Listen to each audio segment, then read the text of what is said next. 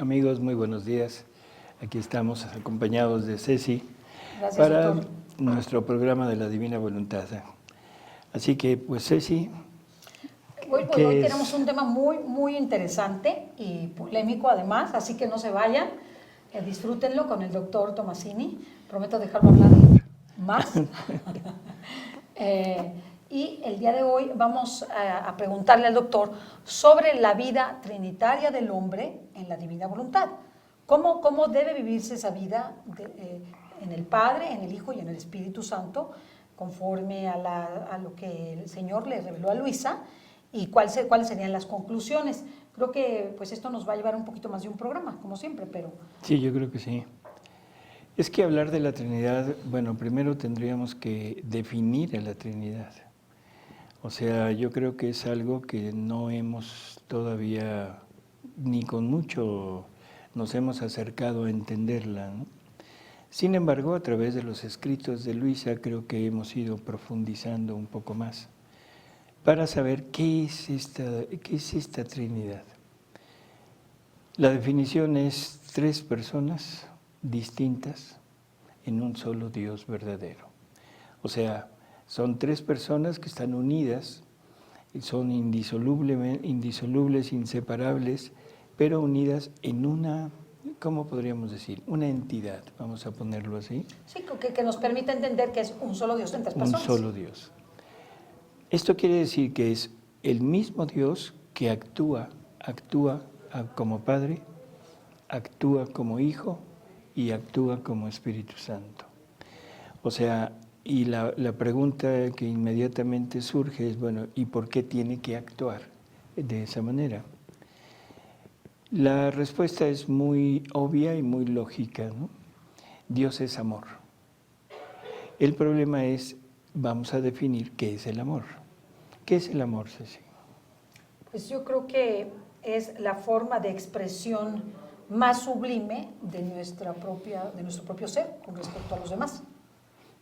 Bueno, sí, Tanto propio como hacia los demás. de expresión. Es una forma de expresión de lo que sentimos, de lo que anhelamos, de lo que deseamos. Bueno, ese es el problema, que siempre lo hemos fincado y lo hemos puesto el amor en eso, en el sentimiento. Y el amor, el sentimiento es consecuencia de la acción del amor. El amor es una acción y es una acción de darse. Darse. El Padre amó tanto al mundo que dio a su propio Hijo. Cuando da a su Hijo, ¿qué es lo que está dando? Se está dando a sí Se mismo. está dando a sí mismo. Y el modelo perfecto es la Trinidad. Entonces, Dios es amor y el amor se conforma o se forma o se completa, como quieran ponerlo, de 3 acciones.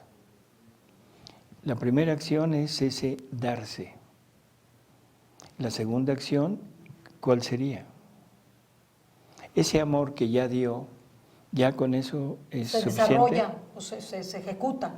Sí, pero ahora desea retribución. Ah, interesante, claro. O sea, Claro. el amor desea, una Si vez no, no que es se amor. da, exacto, una vez que se da, ahora quiere una retribución. Y una vez completo el darse y el retribuir, en ese momento no sé la palabra para no generar malas ideas. Hay como esta, Como que se completa. Exactamente. Queda Exactamente. completado, queda totalmente formado el amor. El acto de amar. El acto de amar necesita esos 2 movimientos, ¿sí? Sí. Bueno, entonces la divinidad, que es amor, su única función es amar. Entonces su única función es darse. Pero darse ¿a quién? Darse a quiénes, ¿cómo? ¿De qué manera? Por eso es que actúa en la primera persona. Aquí hay que entender que en María Valtorta Jesús nos dice que la divinidad de ella misma emanó a las 3 personas de la Trinidad para poder interactuar. ella misma entre estas Sí, personas. no podía interactuar solamente si fuera sola, vamos a decirle Exacto. así. Quiere amar y no hay a quien y nada más dice, bueno, yo amo y me pongo allá y luego yo retribuyo. O sea, sería una parte muy, pues yo diría hasta de enfermedad mental, ¿no? Sí que no tiene, no puede ser amor, Así es. porque el amor supone una entrega y una correspondencia. Y una entrega a otra persona, Obviamente. a otro ser. A otro ser y una correspondencia. Así es. Entonces, necesitaba de vida trinitaria. El mismo Dios. Necesitaba primero otra persona. Entonces, actuando en la persona del Padre, ahora ese amor se da completamente, ¿sí? Se dona. ¿Dónde? ¿Cómo? En lo que hemos conocido como la generación eterna del Verbo. Es todo lo que es el Padre, todo lo que es la divinidad, se pone, las palabras se me atoran porque luego se generan conflictos. Pero vamos a decir, se duplica, genera al Hijo, que es otro Padre exactamente igual, menos una cosa.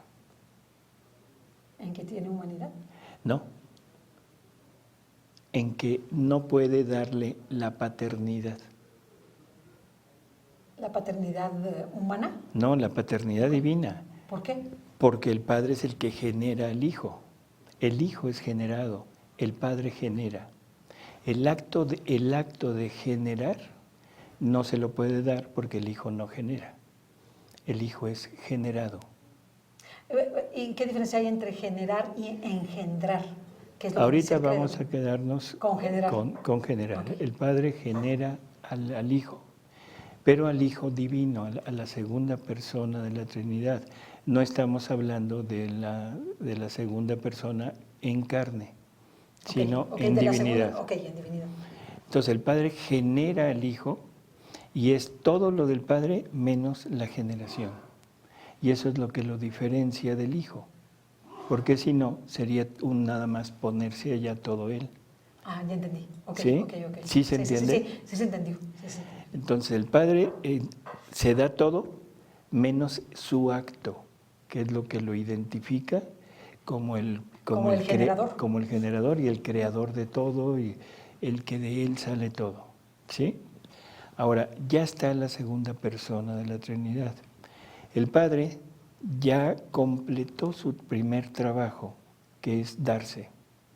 Ahora espera la retribución, que ese trabajo le toca a la segunda persona de la Trinidad y esa persona tiene que corresponderle al Padre por todo lo que le dio. ¿Cómo le corresponde? O sea, ¿cómo correspondemos nosotros? ¿Con amor? ¿Con lo mismo que le dio? O sea, dándose totalmente al Padre, de nuevo. Y entonces se formaría un juego de voleibol. No, pues Perdón, un juego de voleibol. Te mando la pelota y me la regresas. Y no es así. Entonces, ¿cómo es la correspondencia? Si tú cuando amas a alguien, cuando das algo, cuando te das tú, ¿qué esperas? Que recibir algo a cambio. ¿Pero qué? Amor, el mismo amor. Espero consolación, afecto, ayuda, consideración. Digo, es lo que, reconocimiento. Yo creo que el ejemplo más claro para entender esto es una pareja que se aman y que se entregan mutuamente. El hombre se entrega a la mujer lo recibe y ¿qué le da? Un bebito.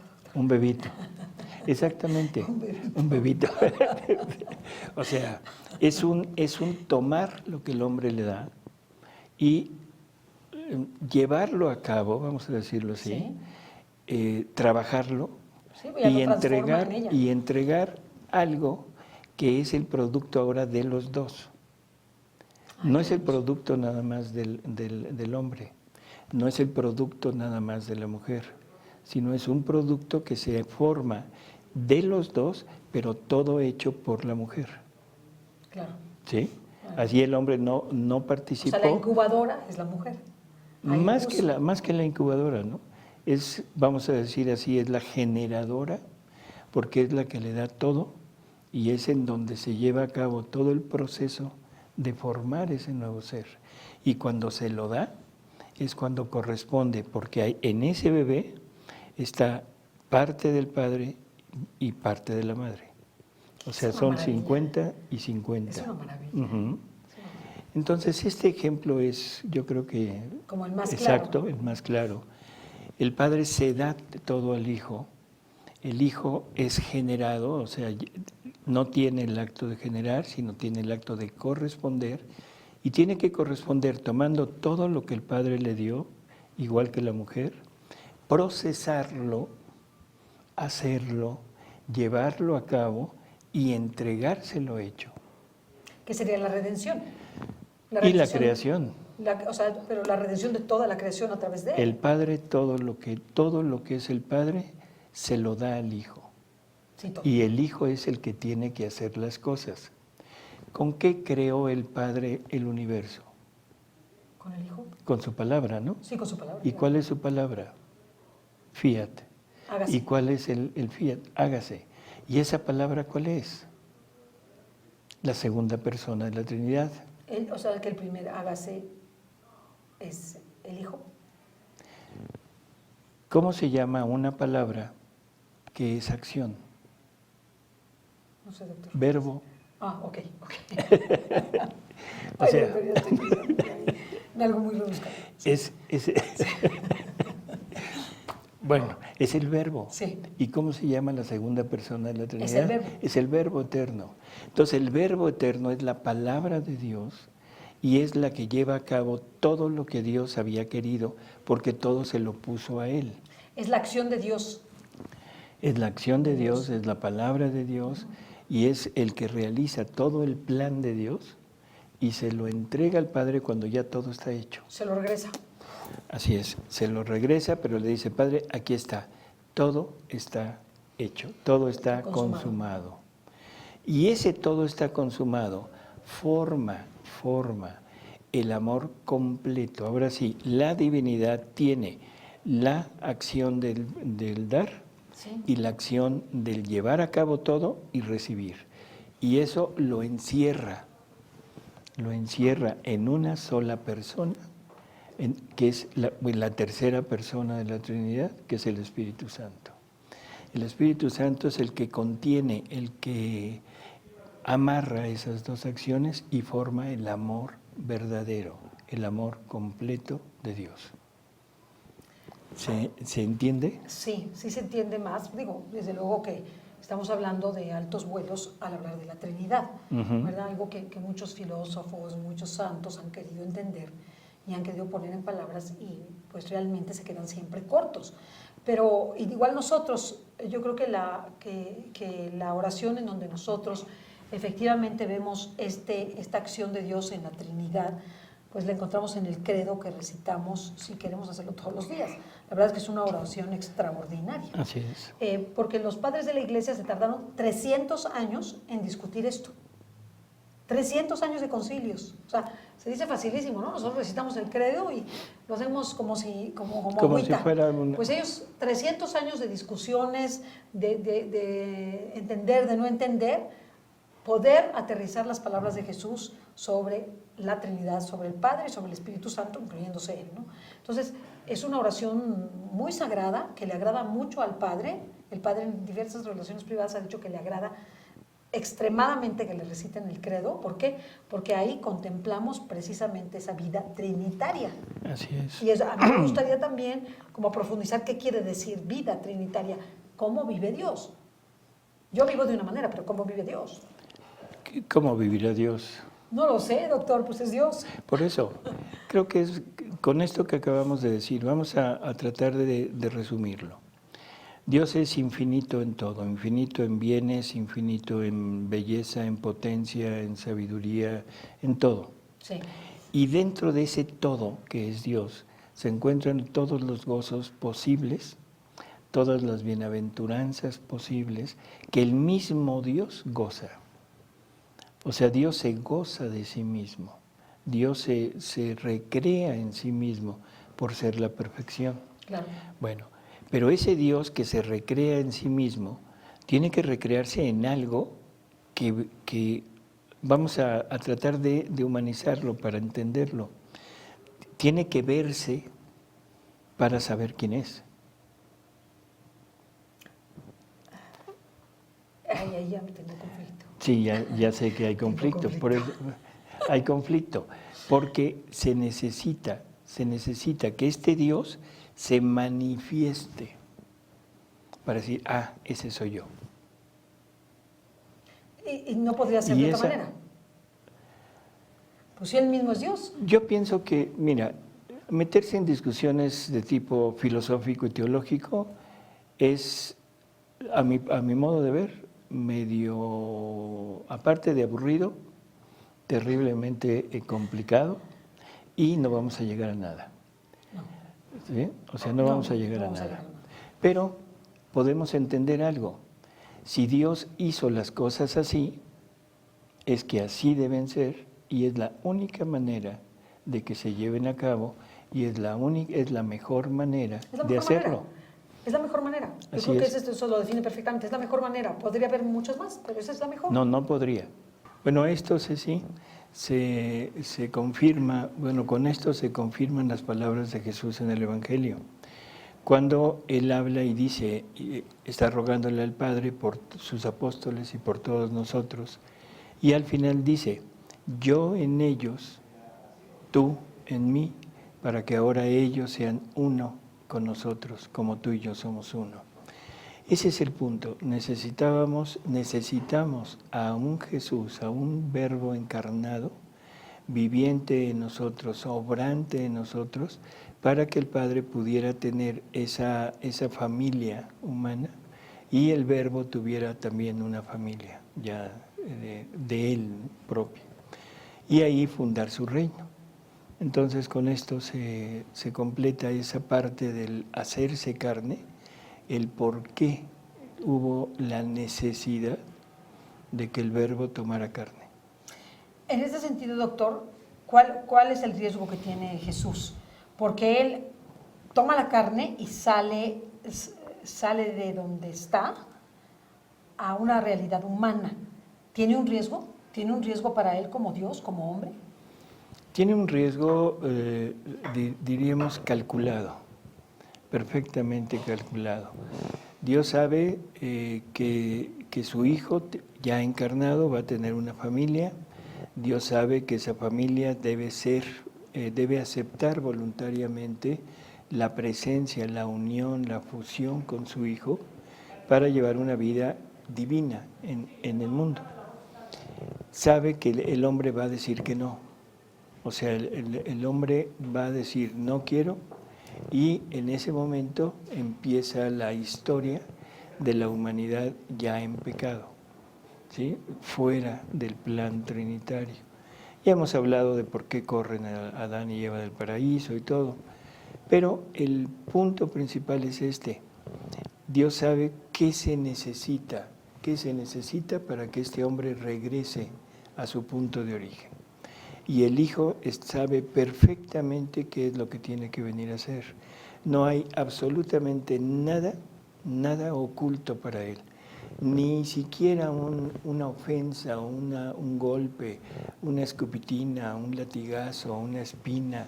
Todo está perfectamente contabilizado para poder rehacer al Padre en la gloria, en el honor, en el amor que merece, y poder rehacer al hombre a su punto de origen para que Dios pueda continuar con su plan de tener más hijos divinos, más hijos en su Hijo, más hijos, más vidas divinas en este mundo.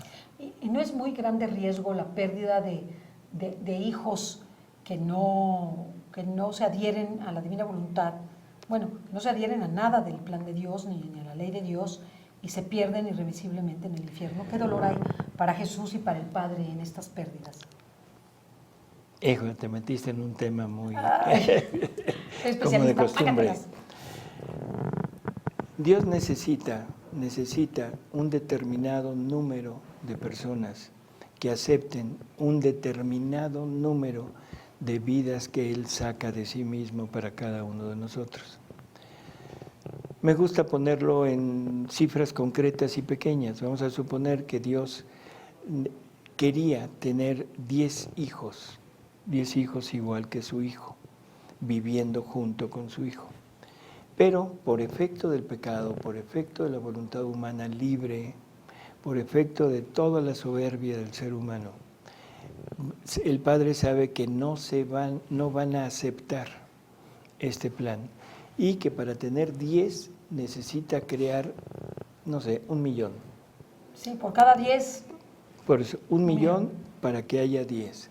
Al Padre no le interesa, crea 1,000,000. Ese 1,000,000 tiene la posibilidad de vivir en una santidad humana, en una santidad de la gracia, en una santidad de las virtudes y de gozar con Él eternamente y elevarlos al mismo nivel de los demás cuando estos demás lleguen y hagan participación de su vida divina, se las participen a los que no lo tuvieron. No hay injusticia, no hay diferencia, no hay nada. Si la criatura no quiere, definitivamente dice no, eso es culpa de la criatura.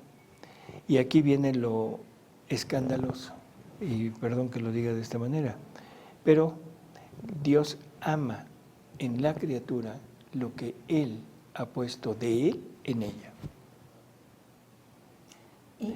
Dios ama en ti Lo que ha puesto lo de que Él ha puesto en ti. Y te va a amar infinitamente hasta el último momento de tu existencia cuando digas sí o no. Si dices sí, no importa lo que hayas hecho, la misericordia divina se extiende, te envuelve y te va a purificar para que puedas llegar a vivir con Él. Si en ese último instante tu testarudez dice no, en ese momento hay unas palabras que yo no me las imagino en un Padre amoroso, que son: apártate de mí, maldito. ¿Te recuerdas eso? Sí.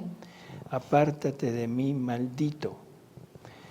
Esas palabras nos dan una idea de que en realidad lo que la persona tiene en sí mismo, el valor que la persona tiene en sí misma, es el valor de lo que Dios ha puesto de Él en ella. No se nos olvide que somos criaturas con dos naturalezas, una naturaleza humana y una naturaleza espiritual. Y deberíamos de tener una tercera naturaleza, que es la divina, por la fusión con Jesús. Si yo me quito todo y nada más me quedo con la parte creada, esa parte no le corresponde a Dios. No soy imagen del Hijo, no soy hombre. Y esto ya lo hemos hablado aquí con las palabras de su Santidad Benedicto XVI, donde él se pregunta cómo llegar a concretar este plan de llegar a ser hombres. Cómo llegar a ese punto de que el hombre pueda vivir una vida totalmente acorde a Dios y llegar a ser feliz. O sea que sin Jesús no tenemos la posibilidad de llegar a ser hombres. Sin Jesús nosotros no somos hombres. O sea, el hombre completo. Jesús sí es el modelo. Sí. Y eso también lo dijo Jesús en el Evangelio. En la última cena, cuando dice: todavía tengo mucho que decirles, mucho. Y también cuando dice: sin mí nada podéis hacer. Así es. Pero ese mucho es importante porque dice: todavía tengo mucho que decir, pero ahorita no pueden con ello. Y luego promete que cuando venga el Espíritu de verdad, el Espíritu Santo, Él nos va a ir conduciendo poco a poco hasta la verdad plena. ¿Y quién es la verdad plena o qué es la verdad plena? Yo soy el camino, la verdad y la vida. Jesucristo. Por lo tanto, es Jesús la verdad. ¿Qué quiere decir lo que dijo Jesús? No me conocen. Todavía no me conocen. Algún día el Espíritu Santo los va a ir conduciendo hasta que me conozcan totalmente. San Juan lo pone más claro todavía, porque dice: hijitos, ya somos hijos de Dios.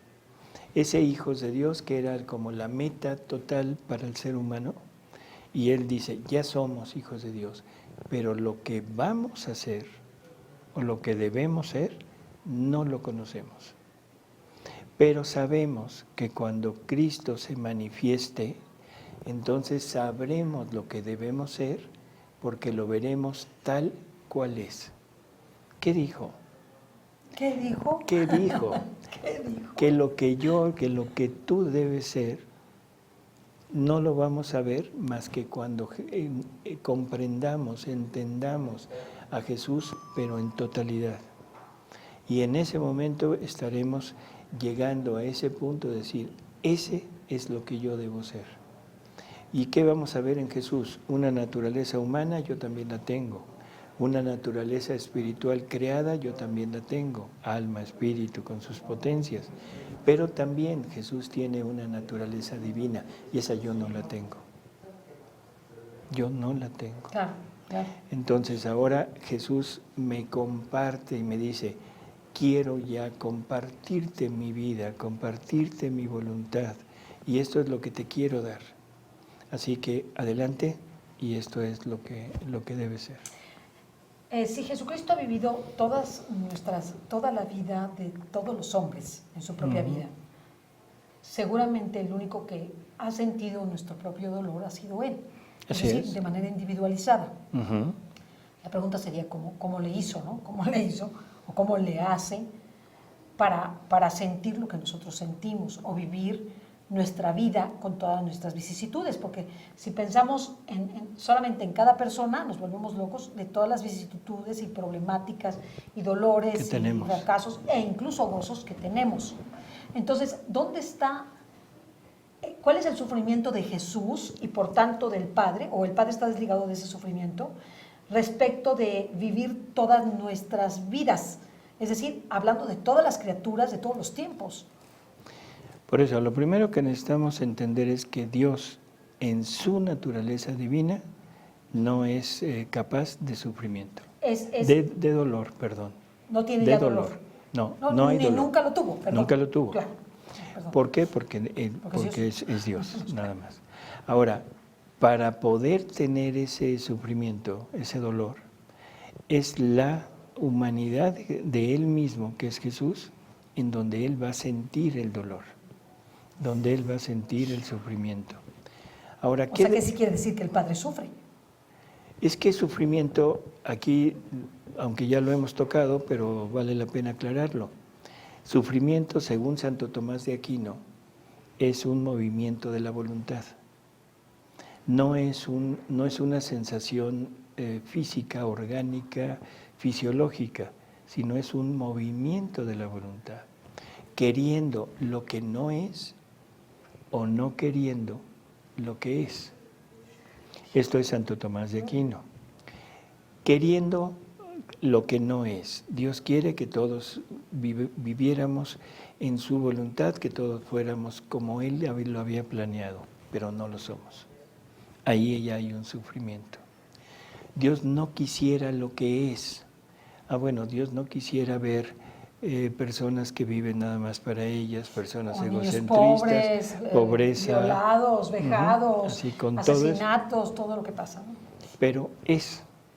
Entonces el sufrimiento, según Santo Tomás, Dios sí lo tiene porque es un movimiento de la voluntad.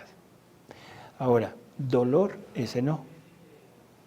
Pero para eso tiene su órgano sufriente, que es la humanidad, su humanidad, que es Jesús. No, está fuertísimo. Y ahora, ¿qué sufrimiento debe tener Jesús? Que ese es otro de los puntos. Es otro nivel. Hasta ahora hemos visto a un Jesús que, es concebido allá en Nazaret, que nace en Belén, que crece, que lo lleva en Egipto, que regresa, que trabaja con San José, hasta que llega a una edad en que empieza su vida pública y sabemos todo lo que sucede. Y pensamos que la pasión de Jesús empieza prácticamente en el último día de su vida. O sea, en la noche, en la tarde-noche del jueves, y termina el viernes a las 3 de la tarde. Perdón, pero eso es totalmente un error, ¿sí? ¿Qué es lo que Jesús tiene que hacer en este mundo? ¿A qué viene? ¿Viene nada más a conseguirnos el perdón? No. El perdón era necesario para su verdadera finalidad. La verdadera finalidad de la redención, la verdadera finalidad de este actuar de Jesús en el mundo es darle al hombre la posibilidad de volver al punto en que fue creado, de readquirir lo que Adán perdió en el paraíso terrenal. Y eso gracias a haberle pagado al Padre por todo lo que nosotros le debemos. Cuando hablamos de pagar, todo el mundo como que dice, no, a Dios no se le paga. Dios no es interesado, Dios no quiere esto como retribución en ese tipo. Perdón, pero eso también es un error y en el Evangelio está muy bien marcado con la parábola de los talentos, ¿no? Bueno, me regresas mis 10 que te di, pero ¿y qué más? O sea, Él quiere más, claro. Entonces, Dios quiere una retribución por todo lo que nosotros recibimos de Él. Y esto aquí quiero poner el modelo de la Trinidad que ya vimos.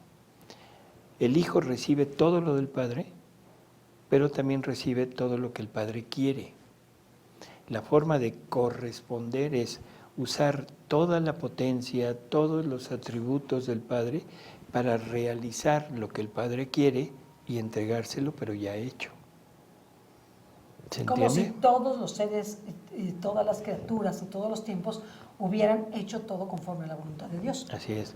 O sea que el Verbo Eterno tiene que vivir esa vida de todos nosotros en la eternidad y decirle al Padre, aquí están. Y para el Padre, toda la familia humana está salvada. Toda la familia humana vivió siempre como Él quería que hubieran vivido, con vida divina, porque eso lo hizo el Verbo Eterno desde toda la eternidad. Ahí nos vamos a quedar, doctor. Espérame, porque entonces nos quedaríamos un poquito a medias, unos minutos más. Esta vida que ya vivió el Verbo Eterno, ahora tiene que volverla a vivir en la tierra. ¿Por qué? Porque el hombre se salió. Y entonces tiene que venir, tomar la vida de todos los que nos salimos, que somos toda la humanidad, toda la familia humana, y tener en ellos, tener en él todos los sufrimientos de toda la familia humana, vivirlos, para procesarlos, para rehacerlos y entregárselos al Padre nuevamente, pero ya hechos completos por Él, completos. Divinos. Y perfectos. Y entonces sí, nos quedamos aquí para después entender un poco más lo que es la pasión de Jesús. Y también entender un poco más la acción del Espíritu Santo. Claro, todavía no llegamos. El Espíritu Santo todavía está lejos. Gracias, doctor. Bueno, amigos, hasta luego. Hasta pronto.